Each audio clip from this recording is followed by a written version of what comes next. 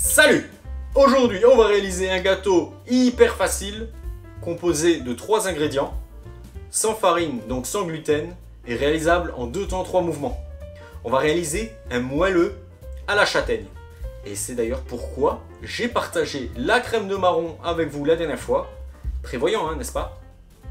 Donc si vous aimez les gâteaux et que vous aimez les marrons, voici la recette parfaite pour vous, qui vous permettra d'avoir un dessert délicieux à la maison, sans passer la journée dans la cuisine. Voilà les 3 ingrédients. Donc bien sûr l'élément principal de la crème de marron. Ici j'ai une boîte d'1 kg, 6 œufs, du beurre demi-sel, donc là j'ai 500 g, mais je vais en utiliser seulement 125 g. Et là j'ai un moule de 20 cm de diamètre. J'ai déjà prédécoupé un disque de papier sulfurisé, ça c'est facultatif. Vous pouvez juste beurrer, fariner votre moule. Alors la première étape consistera à couper 125 g de beurre. Je vais peser ça. Donc vous pouvez faire fondre ça au bain-marie, sinon pour gagner du temps au micro-ondes, hein, c'est ce que je vais faire. Je vais le laisser tiédir pour l'instant. Donc qu'est-ce que c'est la crème de marron? Eh bien c'est tout simplement de la purée de marron à laquelle on a ajouté un sirop. Alors c'est assez sucré, ce qui fait que les desserts à base de pâte de marron, en général il n'y a pas besoin d'ajouter de sucre. Donc là en effet on ne va pas y ajouter de sucre. Donc là je vais mettre toute la boîte, donc soit 1 kg. Là c'est assez... je ne cache pas que c'est assez dense.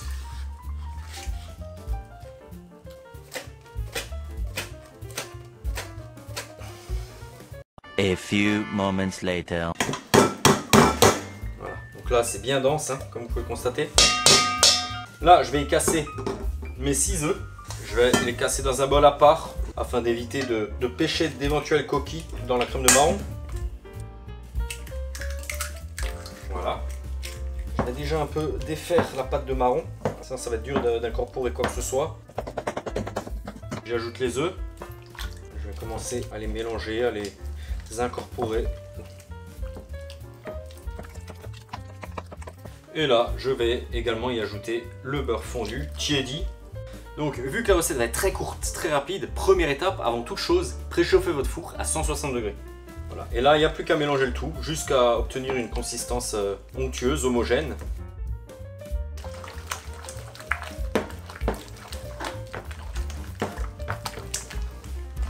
Maintenant qu'on a incorporé les œufs, le beurre, qu'on a une consistance un peu plus liquide, on va pouvoir mélanger au fouet.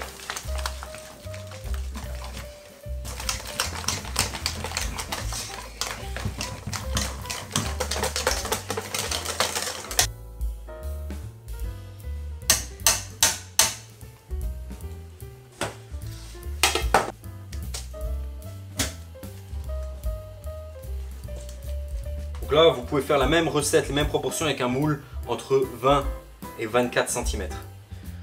Je veux pas qu'il y ait une croûte qui se forme, donc je vais le cuire 30 minutes, 160 degrés, dans le bas du four.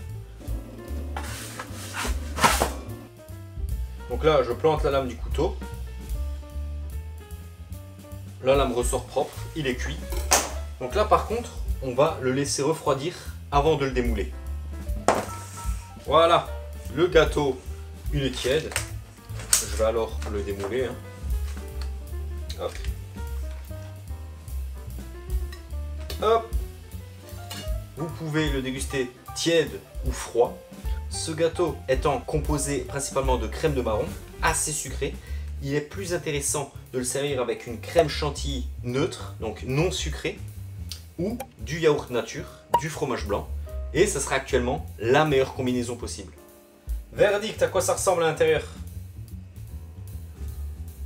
Ça ressemble à une beauté, hein, tout simplement. Hein. Ça ressemble à une beauté, hein, fondant.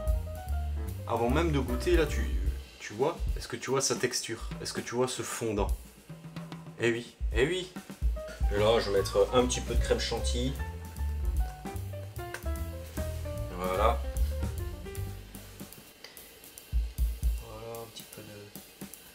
Poudre de noisette torréfiée.